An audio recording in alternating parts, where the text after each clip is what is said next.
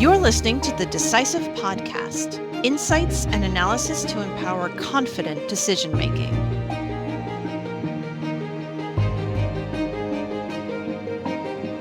Welcome to the Decisive. I'm your host, Kristen Hallam.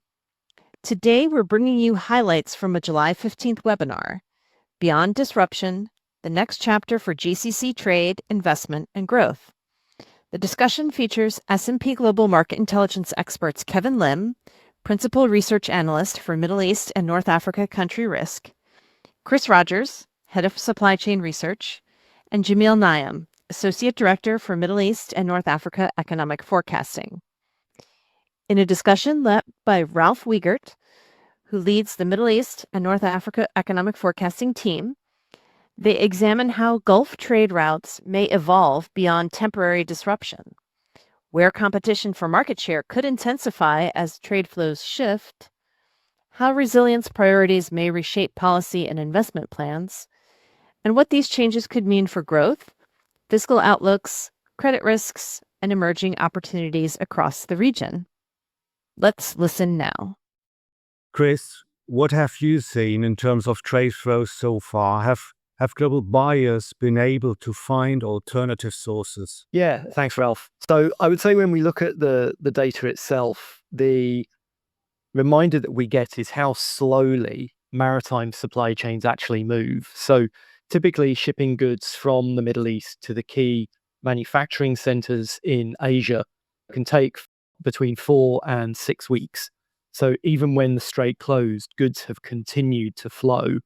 What we've actually seen is that whilst there's been a lot of focus on upstream energy, what we've actually seen is that generally for crude oil and refined fuels, whilst imports into the major manufacturing centers, China, Japan, Singapore, Taiwan, actually their shipments of refined fuels, they've replaced the 60 or 70% reduction in what they're getting from the Middle East with supplies from the rest of the world, and of course their own stockpiles as well.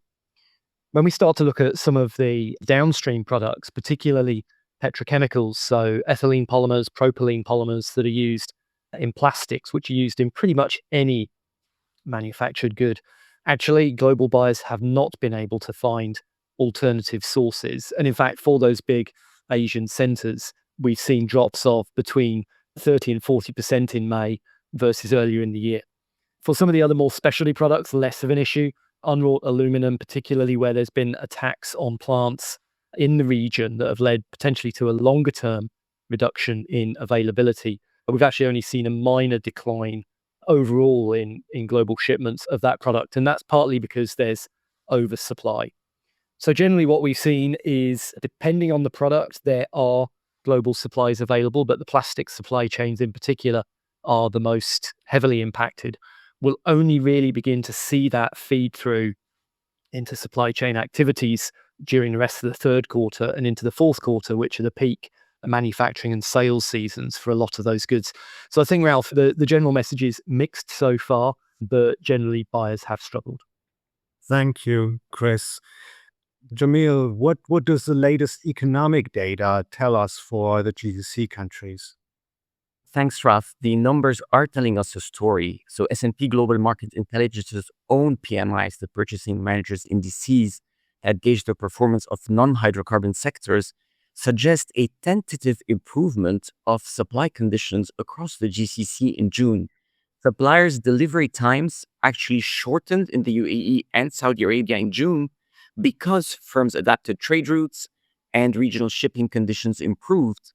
They also shortened in Qatar, along with a modest pickup in input buying. And all this suggests that supply chains are capable of normalizing even as demand remains uneven and confidence remains dependent on geopolitical conditions. Thank you for this current outlook. Let's dive a little deeper into the subject. Kevin, when clients talk about Hormuz alternatives, how should they distinguish temporary from permanent bypass routes? Sure. Look, the first distinction is between quote-unquote quick fix workarounds that preserve continuity and infrastructure that alters that default routing logic.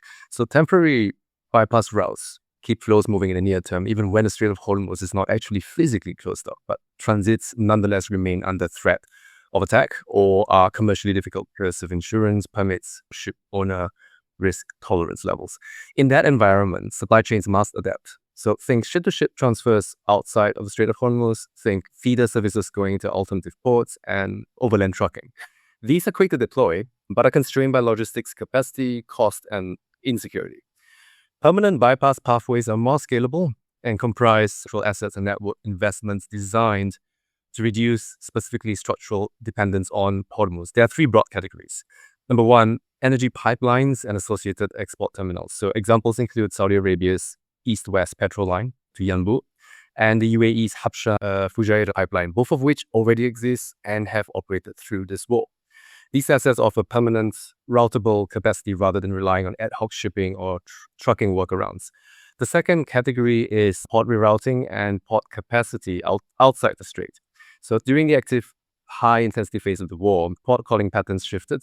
We saw, for instance, port calls at the Jebel Ali, at the Khalifa Port and Dammam within Gulf waters decline significantly, while Khorfakan and Jeddah outside the strait saw relative gains. That pattern reflects a system that has learned it can effectively re-anchor flows and hence adapt. The third category is essentially overland rail and corridor connect, which is slower and more complex. Now, we have multimodal routes combining shipping and rail and roads that freight movers or states have aimed at more fully operationalizing. There is also the GCC railway project, construction of which remains incomplete, and it also faces and will continue facing soft infrastructure bottlenecks, such as agreements over customs procedures and jurisdictional responsibility for cross-border operations, rail operations. Railway freight will also not be a full substitute for seaborne cargo in terms of scale. But structurally, it is part of that longer-term permanent bypass logic, reducing exposure around a single point of failure, which in this case is Hormuz. Let's be clear, the Gulf will not be Hormuz-free, right? Instead, it will become more layered, more networked, more diversified. Even if transits were to normalize to pre-war levels today, we think that this broader bypass narrative will carry momentum, certainly for as long as regional states assess an ongoing Iranian ability and willingness to continue reimposing restrictions around Hormuz. And in practical terms, Kevin, what alternatives to the Strait of Hormuz should clients be watching most closely? So the most important near-term developments are still oil-focused. And the most prominent project I'll mention here is the second West-East crude pipeline to Fujairah on the Gulf of Oman that the UAE has been developing and is aiming to finish by next year. So the existing parallel Habsha and Fujairah routes mentioned earlier already allows UAE crude to reach a terminal outside the straits. And the additional capacity under development would materially increase that option. And who are the main beneficiaries if these Hormuz bypasses and wider GCC infrastructure upgrades continue to advance? Sure. So great question. So broader benefits would also come from the way that project adjacent sectors, networks and infrastructure could deepen broader trade and economic integration. So take the GCC railway example. A fully functioning regional rail system would give, I'm thinking, manufacturers, retailers, logistics firms, and ports a more predictable inland freight option. And this will help reduce transit times, reduce lower cross-border frictions, and it will help connect industrial zones more broadly and more efficiently with seaports and consumer markets. The main beneficiaries would therefore include logistics hubs, industrial zones. We have port operators, freight forwarders, warehousing providers, and wholesale and retail firms trading across GCC borders. For governments, specifically, the strategic gain is that rail and corridor integration supports diversification by making GCC economies operate more like an integrated market rather than as separate and sometimes disjointed national trade and logistics ecosystems. So in that sense, while Hormuz bypasses remain important for resilience, the bigger long-term upside is stronger non-oil connectivity, higher intra-GCC trade, and more private sector investment in regional value chains. Now, as rail, ports, and bypass corridors become more central to GCC integration, the next question is whether these assets are resilient enough to withstand disruption. What is your take there? Excellent question. So even permanent assets will remain vulnerable. So our report, the strategic report, is clear that pipeline and terminal infrastructure remain and will remain exposed to the same type of security risks. The difference is that, number one, Iran's perception of sovereign control over the Strait of Hormuz makes it easier for Iran to continually focus on restricting shipping, as continues to be the case. And the second difference is that if attacked, bypass routes can still be repaired or rebalanced more quickly. And the existence of multiple routes reduces the probability that a single attack fully collapses export or import capacity. Now let's look at the beneficiaries from an economic perspective. And Jamil, from a macro perspective, are there sectoral spillovers that matter for growth momentum, for the growth outlook? Yes, in a nutshell, sectors that stand to benefit the most are energy, construction, infrastructure, and services, including financial intermediation and insurance. That would help sustain economic activity momentum or support it, and allow for a further expansion of the non-oil sectors in the next few years, provided fiscal discipline is maintained and execution capacity is not overwhelmed. Right. For now, let's look a little bit further on the GCC's strategic role in global supply chains. Even before long-term adaptations in the form of infrastructure, etc., Hormuz bypasses and so on, can be put into place, we need to see short-term recovery. What do you see the time to recovery being, Chris? Yeah, thanks, Ralph. So I think clearly, as I mentioned earlier, different products are being affected in different ways, and so will take different amounts of time to recover. Now, when we're thinking about the energy sector, oil, refined oil, natural gas, the recovery times can be relatively swift. These are globally fungible goods. Obviously, different grades of oil will make a difference. I think one of the questions to ask, though, is not how quick will recovery be? What does recovery look like? Certainly, we've seen within the energy space and to a lesser extent in industrial materials that companies have been willing to draw down their stockpiles. We've seen that in oil with both mainland China and the US pulling on their strategic reserves. And we may well see more of that now that we appear to have rolling disruptions occurring to shipping through the region. But generally speaking, if we only saw a return to previous levels of flows, if we only saw a return to previous levels of inventories, we're going to see recovery take until well into 2027. And in fact, to take an example of those ethylene polymers I mentioned earlier that are so important to plastics, that sit at the foot of so many different supply chains, even if we saw exports from the region increase to 30% above their average levels, we would only get back to stabilization in terms of inventory rebuild into the key manufacturing markets in Asia by July of 2027. To get up to the first quarter, specifically for ethylene polymers, you'd have to see flows increase to 50% above their historic levels. So that would suggest to us that we are going to continue to see disruptions to goods flows, whether that takes the form of shortages, product adaptations. One of the most interesting changes has been a shift in the use of colorings, for example, in the consumer goods sector. Those will still take several months to unwind.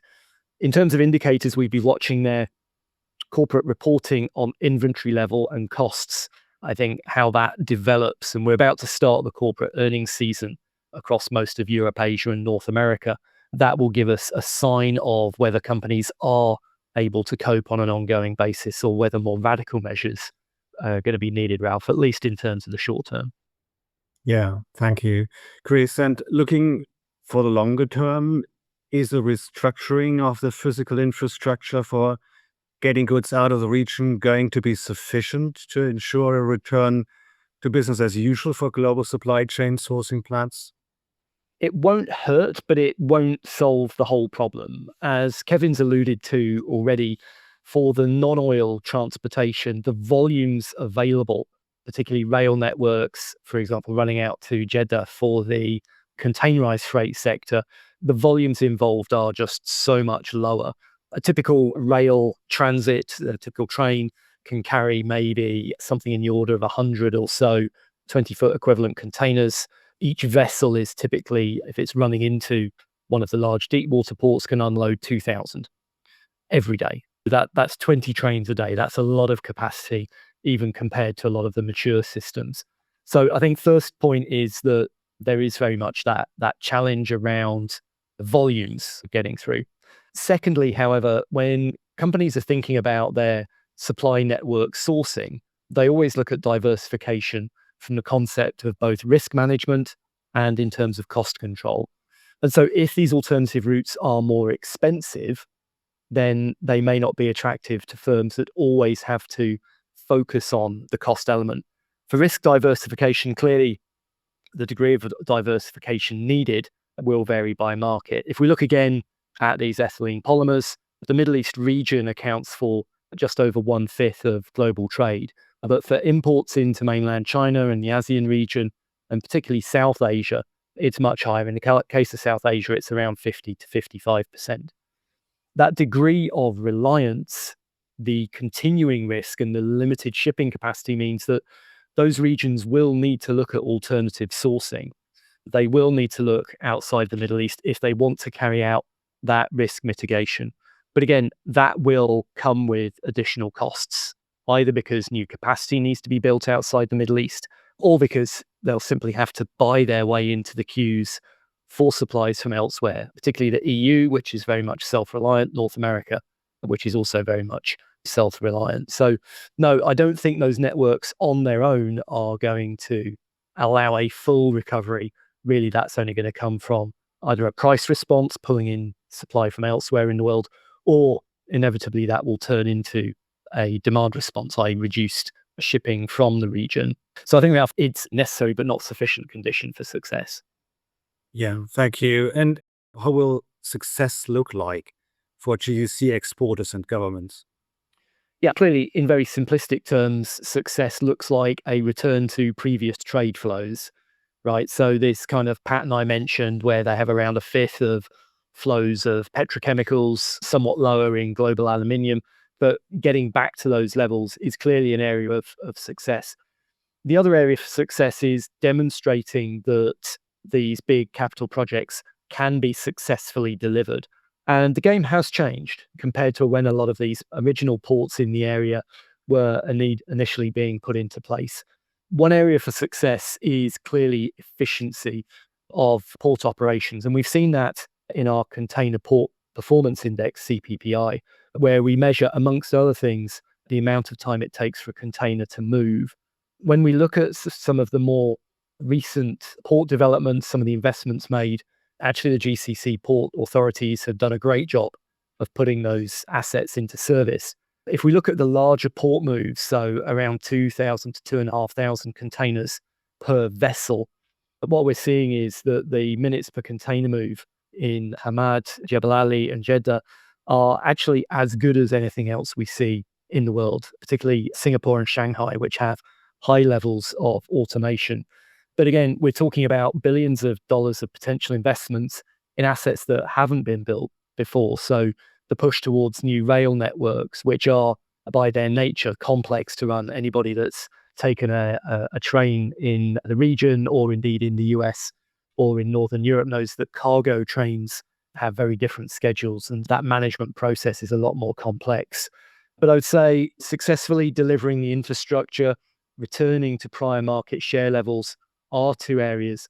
I think the third area, and this is where these vision statements have become so much more important, is how to start using more downstream manufacturing for these resources. One way to change the game would be to bring more manufacturing to the region. So don't just export the ethylene polymers, but to actually make the plastic products and so on further downstream. We see this around the world. We see it in, for example, in Latin America, where countries are trying to bolster their position in critical minerals into the battery sector and the auto sector. So I think successful vision statements will start to move beyond short-term asset investment in infrastructure and start to think about longer-term positioning in manufacturing. Thank you, Chris. And I'm grateful that you mentioned the vision statements right now, because this allows me to segue into the next question for Jamil. Shifting the focus back to the strategies of the GCC countries have been following the last couple of years. The Also, looking at the policy logic behind the bypass build out, are the GCC vision plans still on course, or have recent developments superseded them? Thanks, Rod. That's actually an interesting question. I'd say that the vision plans are still on course, but they're being reframed. So the underlying objectives, boosting competitiveness, building on oil capacity, diversification, remain. What's changing is the prioritization lens. So after corridor shocks, resilience is no longer an add-on to competitiveness. It is part of it. So project pipelines that boost energy security, trade continuity, logistics reliability, they become more attractive. On the other hand, projects that rely on stable, long duration expectations may face slower sequencing because the macro risk and the security risks are changing financing assumptions and delivery timelines. And what has changed most since the Iran war is the way projects are being funded rather than the long-term ambition itself. Lenders and investors are now building larger cushions for uncertainty, so they're asking for more compensation for risk. So funding is likely easier for projects where revenue is clearly locked in, either through explicit government backing or long-term contracts. And at the same time, sponsors are allowing for more time and extra budget headroom to account for potential disruptions to supply chains, shipping, insurance. There's also more caution around structures that depend on refinancing down the line. Projects can still move forward. What I'm saying is that the terms are tougher and the focus is firmly on predictability and deliverability. Thank you, Jimmy. Well, have you? Your report focuses on Iran's recovery trajectory. How should clients interpret that for growth expectation and regional trade continuity? Yeah, Ralph, the report's core message is that recovery is possible but constrained. First, without a durable long-term political agreement, recovery will remain fragile. Even where a reconstruction fund is discussed, the report assesses that activation depends on durable agreement outcomes, particularly sanctions removal. And even with durable sanctions relief, hurdles for translating pledges into invested capital actually remain high. Second, the report foresees a gradual pickup in oil exports in Iran, which would allow for an 8.1% rebound in real GDP growth in fiscal year 2027. That's from a 5.7 contraction in fiscal year 2026, according to our just issued July forecasts. That rests on the assumption of a gradual reduction of risks of a resumption of high-intensity war. However, even if our baseline outlook ends up materializing, growth is likely to slow after 2027. We see limited medium-term growth prospects for Iran because of the persistence of sanctions risk and unresolved issues. We do not see real GDP growth averaging more than 3.0% in the medium-term timeframe, so between fiscal years 2028 and 2032. And third, the report emphasizes reconstruction sequencing. First, essential services, so power, water, fuel distributions, healthcare, telecoms, then revenue-generating infrastructure, such as energy value chain assets and export-oriented transport links. And this sequencing is important because it shapes demand for contractors, for equipment, and for logistics services over time. And fourth, and finally, inflation is a macro constraint, and it remains a macro constraint. We do expect inflation to peak this year and to gradually ease thereafter, but it will likely remain high in Iran because of currency weakness and because of the interaction between global energy prices and domestic supply conditions. And this is impacting or likely to impact the government's ability to sustain reconstruction spending in the next few years as it manages debt and financing needs.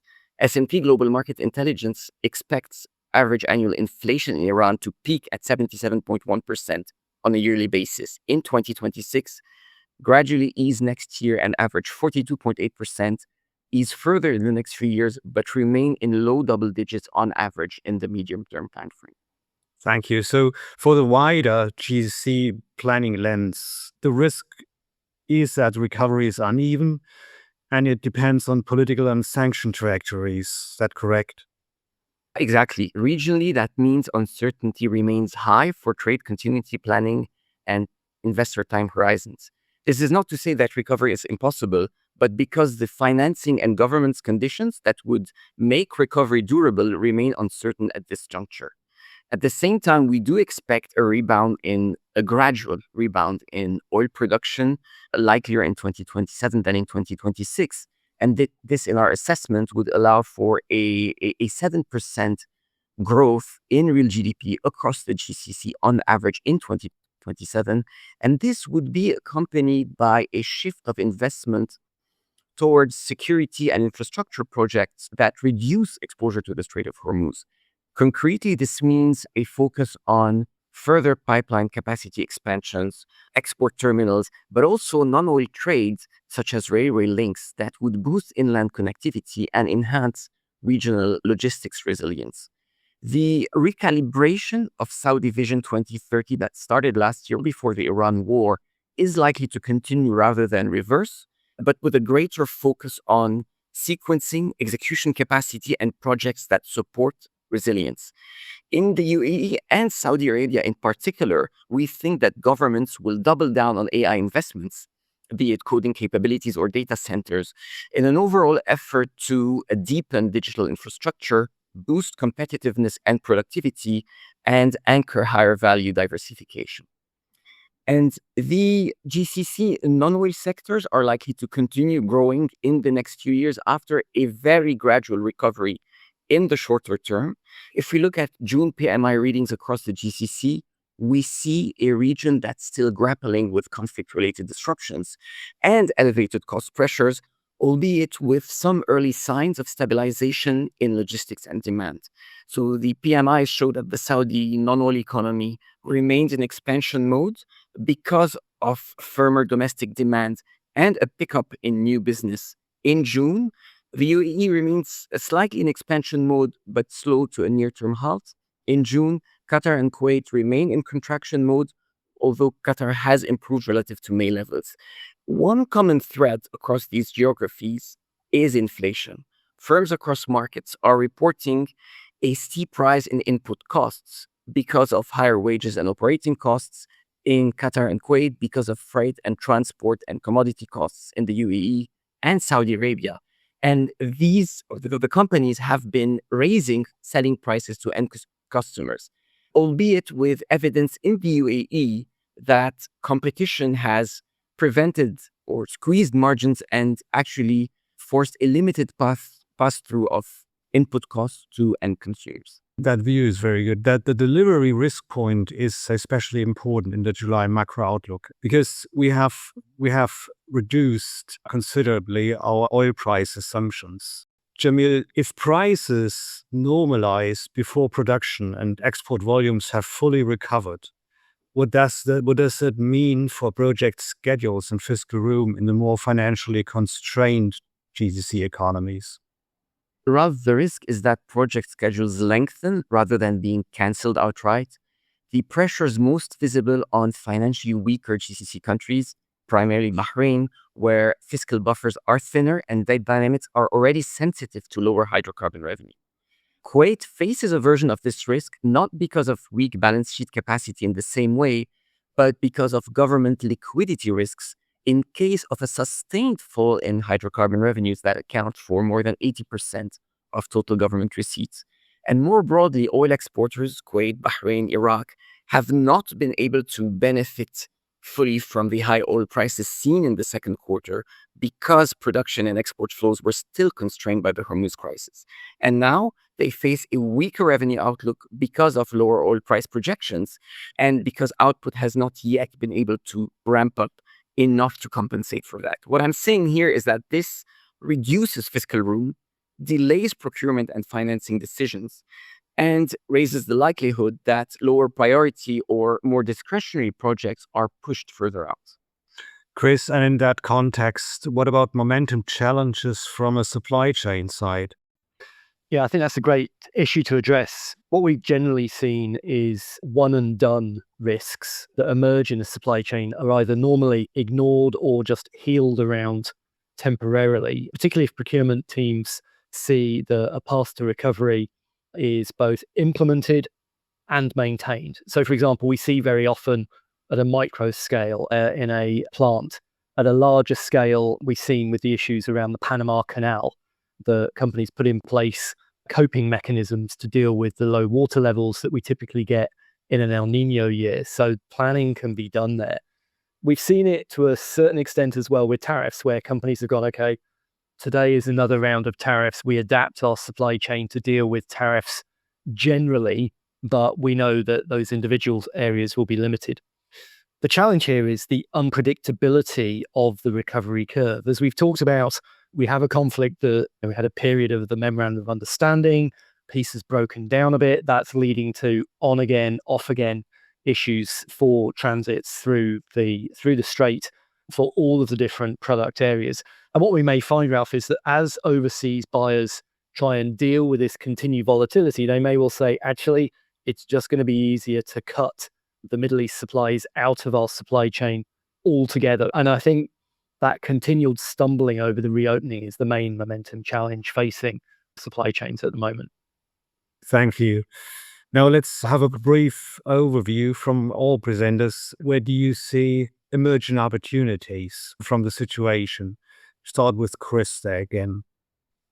Yeah, I think as exporters from the region get these new routes to market, the Kevjn's report has talked about, we'd be looking for them to leverage not just a return to previous product flows, but also to take this as an opportunity to start building out manufacturing more broadly, leveraging that strength in petrochemicals and plastics into a wider manufacturing boom. All right. Jamil, where do you see opportunities emerging from an economic point of view? What I'll say is that resilience-enabled diversification is the key driver going forward. It helps shift investment towards projects that improve or at least maintain wartime productivity while striving to reduce uncertainty, rather than only projects that rely on stable external demand assumptions. Right. And Kevjn, from a country risk side? Sure. So from a country risk side, I think an opportunity lies in the reinforcement of predictability. So businesses and investors need clarity on how unblocked, quote unquote, or alternative bypass passage is going to be governed or regulated in practice. Meaning, for instance, that there won't be legal disputes arising between countries. And these businesses and investors also need confidence that project announcements will move or have moved into the execution phase. Without that, resilient spending can still happen, but private sector participation and longer term or longer horizon investment will slow down because of remaining uncertainty over the risk-adjusted returns. Thank you for listening to the Decisive podcast from S&P Global. Please subscribe and join us for next week's episode.